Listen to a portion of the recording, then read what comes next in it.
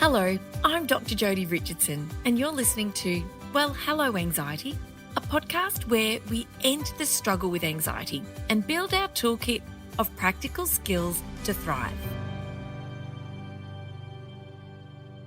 How does anxiety feel for you at its worst? This is what death feels like. Can't breathe, can't move, crying and shaking all over. I remember thinking very distinctly that my life was ending. Like I'm being held underwater with no way of coming up for air. You're frozen and feel like death is imminent. These are just some of the ways people have described their experience of panic attacks. For me, I felt dizzy, like my heart would explode, like I couldn't stand up, and like I was dying. I was home alone at the time, and I felt completely hopeless. Not everyone who experiences debilitating anxiety experiences panic attacks.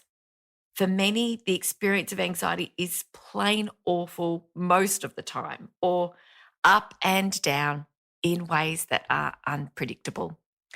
I've experienced all of them, and I wonder what your experience has been like too. When the amygdala in our brain, which I liken to our brain's smoke alarm, so it's our brain's alarm system for detecting threat and keeping us safe. When it detects a threat, we almost instantaneously go into fight, flight, or freeze. Now, whether that threat is us being followed by a stranger or it's an overflowing email inbox, the brain and the body will react in exactly the same way. And whether or not the threat is anticipated, which is what anxiety is all about, the anticipation of something going wrong, of something threatening, whether or not it's imagined. We could be lying in bed and thinking about a meeting coming up or thinking about a challenging situation, or a worrying thought pops into our head, triggering our anxiety response, or the threat is perceived by an interaction with someone or a facial expression or a perceived threat when you wave at someone in the car park and they don't wave back, that can trigger anxiety as well. So whether it's real or imagined or perceived, our brain sounds the alarm because it's all about keeping us safe. And because we go into fight, flight, or freeze, we are powered up to fight the threat, fight the danger, to run in the opposite direction fast, get away from the danger. Or if we can't do either, we'll freeze and we'll feel frozen on the spot. And any one of those reactions can be more likely for us. Some people are more likely to default to the fight part of this response. Others are always running, avoiding, and that's very common as well because the brain is trying to keep us safe, trying to put us in a place where we feel safe and protected and out of danger so that that response can come to an end. The physical sensations, though, because of the way we are powered up, can feel really overwhelming with the racing of our heart, the changes to our breathing, the changes to blood flow, which can cause pins and needles, changes to our vision, changes to our perception of our environment. They can feel so frightening and are often questioned. Is this anxiety or am I having a heart attack? Are my headaches tension related or do I actually have a brain tumour? Are these pins and needles normal when anxiety is high? Or do I have some sort of terrible neurological disorder? I can't speak properly and the floor feels like it's moving. What on earth is wrong with me? I've thought all these thoughts and more, and I wonder if you can relate. What happens when we worry about the symptoms, the physical side of anxiety and having a serious illness, is it actually makes our anxiety worse. We worry about it, it re-triggers the anxiety response. This can lead to panic for some. It can just be so debilitating for others in other ways. It's really common and it is just one of the sides of anxiety that, unless you've really lived it, it's hard to comprehend exactly what it feels like. Will it ever go away? Will it always be this bad? Will I ever feel myself again? I've asked all of these questions too. And I know from my work as a keynote speaker, talking to students, talking to teachers, talking to parents, and also my work speaking in corporate organizations, that these are the questions that other people are asking. These may be the questions that you are asking as well. Having lived with anxiety for over 40 years, I can look back now and see that my anxiety began when I was a 4-year-old in prep. Here in Australia, prep is the class that we begin in. We begin our primary school years in, followed by grades 1 through to 6. And then we go to high school, years 7 to 12. I can look back now and see that when I was a little preppy, I began experiencing debilitating anxiety. Of course, nobody understood at the time. Nobody, not me, not my mum, not my dad, not my teachers. And I would say each and every day, I feel sick. I don't want to go to school. And my mum would say, I know you don't feel well, honey, but you need to go. It's really important. And I'm so thankful because instinctively I was avoiding. School was the place that was making me feel anxious. And my brain knew that if I didn't go, I'd feel safe and I would feel okay. But terrible consequences can ensue when we start to avoid the things that are important. And that can only cause more complications, more challenge, and it can be so much harder to get back when we've been avoiding for a long time. And I know a lot of families are experiencing this with students with school anxiety at the moment, and it's really difficult for everybody. Because I've lived with this for such a long time, I've also answered these questions, and that's really why I wanted to share today's episode with you. It's just you and me, by the way. I don't have a guest today, it's just us. The first question that I want to answer is this one: will it ever go away? I need to be upfront with you and tell you that we can't get rid of anxiety. It's a normal human emotion.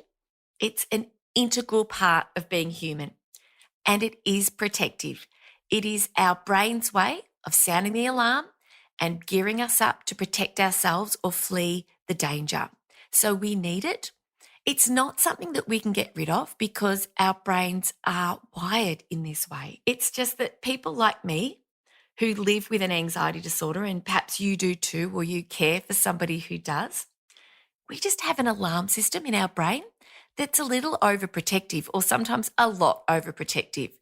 And anyone around here just has to slam a door accidentally or drop something on the floor, and I feel like I jump so high I could hit my head on the roof, because my system is wired so it's so sensitive to any potential threat that I react and have obviously a very, very sensitive startle reflex, which is to the amusement of other people, sometimes to me, sometimes not.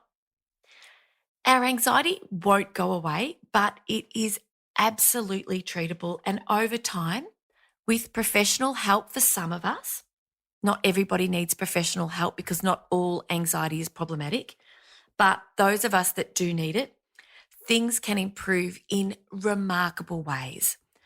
And just a reminder that it is a very normal human emotion. Anxiety is meant to rise in anticipation of some sort of challenge or putting us out of our comfort zone. It might be a presentation at work. You might have a worrying spot on your arm that you think might have changed. For those of us here in Australia, we need to take extra care of our skin if we notice there's a freckle or a mole that's changed because of the sun. Then we might feel anxious, and that will motivate us to go to the GP, to our doctor, to get it assessed and looked at, and then get the appropriate treatment or get the all clear. After we've taken that action to seek some advice about the spot, the anxiety will settle down. If we are going for a job interview, if you're asking somebody on a date, if you're doing something that's outside of the norm, the anxiety can rise in response to that upcoming event, and it will settle down almost immediately after that event has passed. That's completely normal. But for some of us who live with an anxiety disorder, our anxiety is frequent, extreme, and can get in the way of our daily functioning. And that's a really good comparison to think about when you're questioning whether or not your anxiety or the anxiety of somebody that you care about might be in need of some extra help. But if you're ever not sure, if you're just not sure, go and ask. Go and ask your family doctor. Ask the question, and then the doctor will be able to guide you from there. Will it always feel this bad? Well, the short answer is no, it won't. Our journey with anxiety is not linear. It can be up and down. It can feel like a scribble on the page sometimes. But there are times when we can feel so good. We can think, oh my gosh, this is it. I'm through it. I'm over it. I'm on the other side. But other times we can feel so awful that we'll wonder if we'll ever feel okay again. And this is all very normal thinking. We like to feel good. We generally are not raised, although this generation that I'm a parent raising are learning to be more accepting and more in touch with their emotions. When we recognize that it's okay to experience all of our feelings, and in fact, they're really important information for us. And when we can develop our willingness to notice and name and experience how we feel, good or bad, if we want to put those labels on it, then those emotions move through us a lot more quickly than they would when we shut them down or we numb ourselves from them, we distract ourselves from them, or we just avoid feeling them at all. It's really normal to feel a whole range of feelings, and the science does show us that when we block or try to numb or escape or avoid the feelings that we don't like, we are equally numbing and blocking out the good feelings as well. And all feelings pass, even the most high of highs, the joy of joys will pass. And it's the same with the feelings that we dislike, we don't enjoy, like anxiety. The more open we are to experiencing how we feel, the more these emotions move through us. And it's a really powerful strategy to approach if you are experiencing anxiety. There are just so many different ways anxiety can be problematic, but there are also so many different ways it can be treated. And I really implore you to please reach out for help. There are also steps that you can take that will make a profound difference to your anxiety. Exercise, breathing, and mindfulness are the three I just love to sing from the rooftops. I didn't realize that exercise was the way I was managing my mental health for such a long time. My anxiety was not diagnosed for over 20 years. However, instinctively, I just knew that exercising made such a difference to how I felt and how I functioned. Prioritizing our sleep is imperative. It's harder to sleep sometimes when we're anxious, but of course, the less we sleep, the more our anxiety can become problematic. And so there are a couple of episodes in the podcast feed. Please go back to those and have a listen and learn the ways that you can make a profound difference to your experience of sleep. Consistency is important. A cool, dark, quiet bedroom is important. Avoiding devices in the hour before bed, keeping the lights dim or off. All of these things will make a really big difference.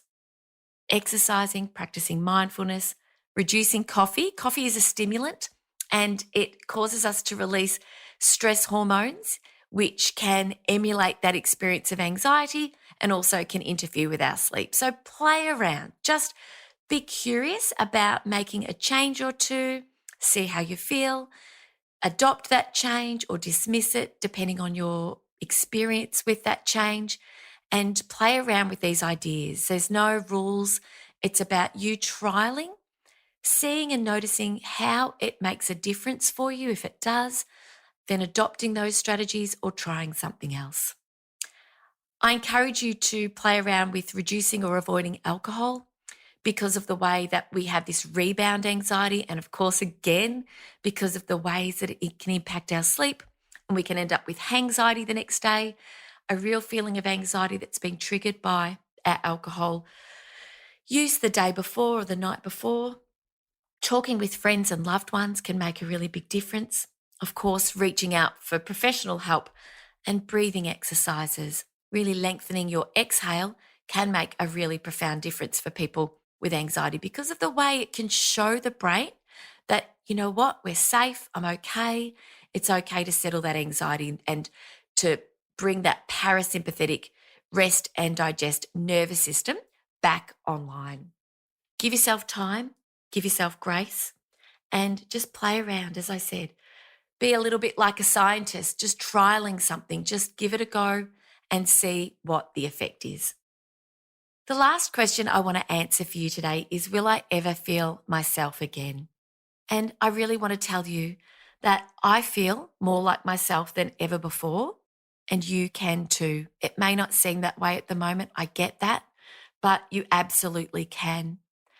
Anxiety actually teaches us a lot about ourselves, and in a really turbocharged world where it's easy to just keep going, say yes, do more, and take more onto our plate and onto our mental load, particularly as women, we learn what we can manage. We learn how our thinking, our emotions, and how our body responds when our anxiety is triggered. We learn to understand that about ourselves. We learn the strategies that can really help to dial it down.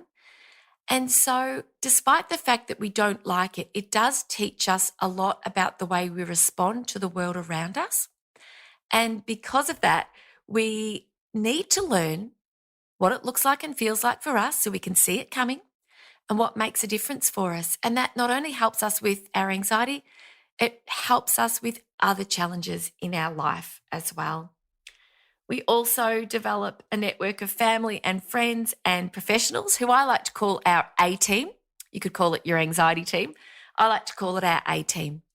And I know at the height of my anxiety, which ultimately led me to experiencing clinical depression, my A team included my beautiful doctor, my incredible psychologist, Alec, who I wrote extensively about in my book, Anxious Mums, my family, my husband, and of course, my beautiful friends. And my A team did so much to support me when I reached out to them, and they were there just to check in on me regularly as well and be there as friends and family and professionals to support me. And it really made such a profound difference to my experience of anxiety then and to how I learned to develop the skills that I needed to cope with it on my own. So we can learn a lot about ourselves, and it also gives us a lot of compassion for other people and equips us with strategies that we can share with our family and friends as well. But of course, all of this takes time. And one very powerful idea that helps to develop these strategies and to develop the willingness to experience how you feel, because I'm not saying that it's nice. I'm not saying that we have to like it, but there's something quite unexpected that happens when you feel anxiety coming, or sadness or embarrassment or guilt or regret, any of those feelings that we don't like. And we notice it, we name it, we silently say to ourselves, I'm feeling anxious, I'm feeling sad. And I say to myself silently, and that's okay. I'm just going to feel like this for a little while, because our emotions are like the weather. We are the sky.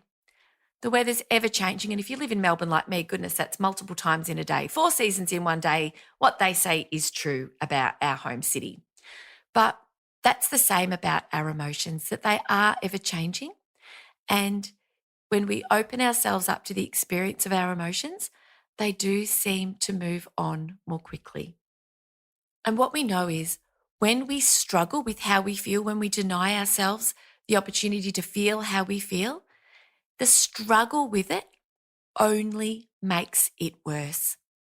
So I really invite you to play around with this idea of willingness, this idea of being willing, the W word, as Dr. John Forsyth puts it in episode 17 of this podcast.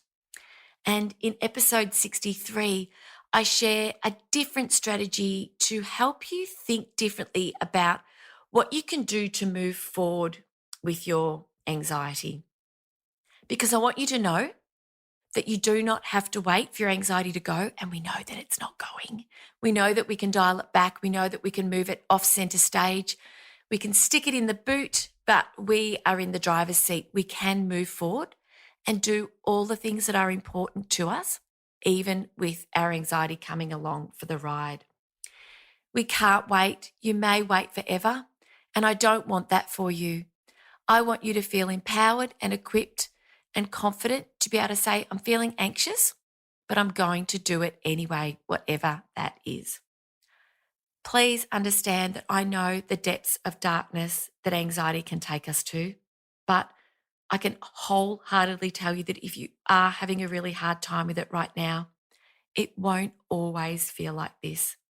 Please reach out for help from your doctor, from a mental health professional, from friends and family, and find the strategies that work for you. And the podcast feed is full of episodes with wonderful professionals.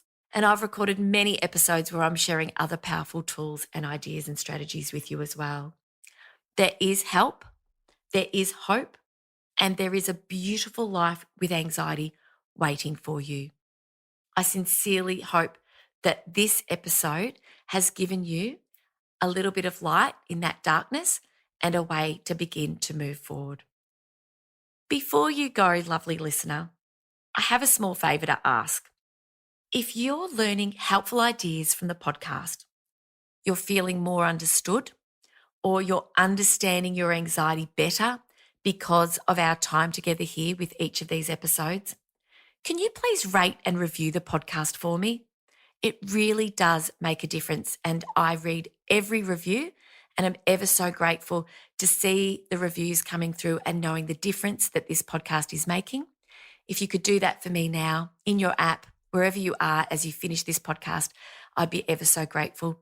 Thank you so much, and I very much look forward to being with you again next week. Bye. Thank you so much for joining me for this week's episode. If you enjoyed it, please subscribe and leave a review. To keep the conversation going, I'd love you to join me over on Instagram.